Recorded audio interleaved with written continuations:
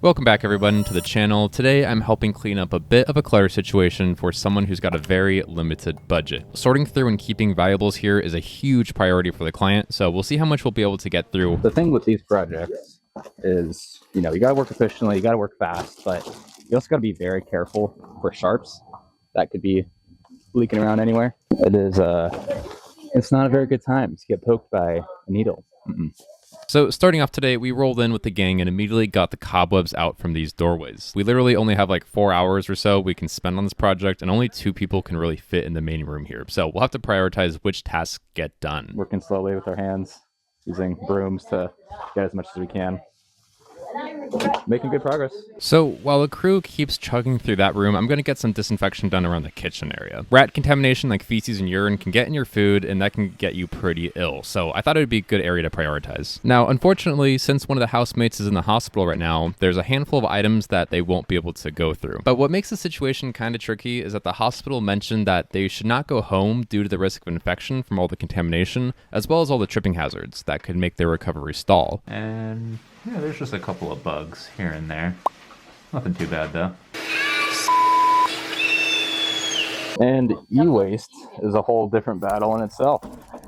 This has to get recycled in a completely different way.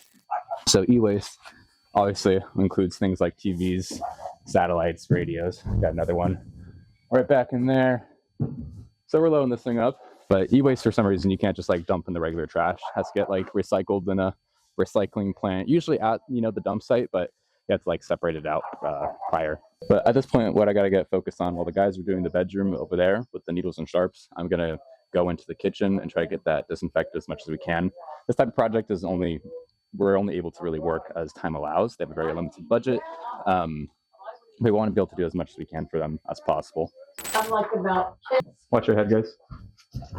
So it's going to be a little tough as we work as fast as we can, respect their belongings, and keep us safe from getting pricked by needles. And then there's the other guy. Yeah, but the tall, skinny guy that was in here. Here's the kitchen. We got it touched up a little bit. Obviously our main focus is the bedroom, but we were able to get the floors cleaned up a bit and got the table a bit more organized and just got rid of some miscellaneous trash. So looking pretty good so far.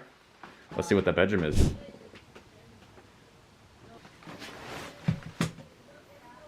Bam.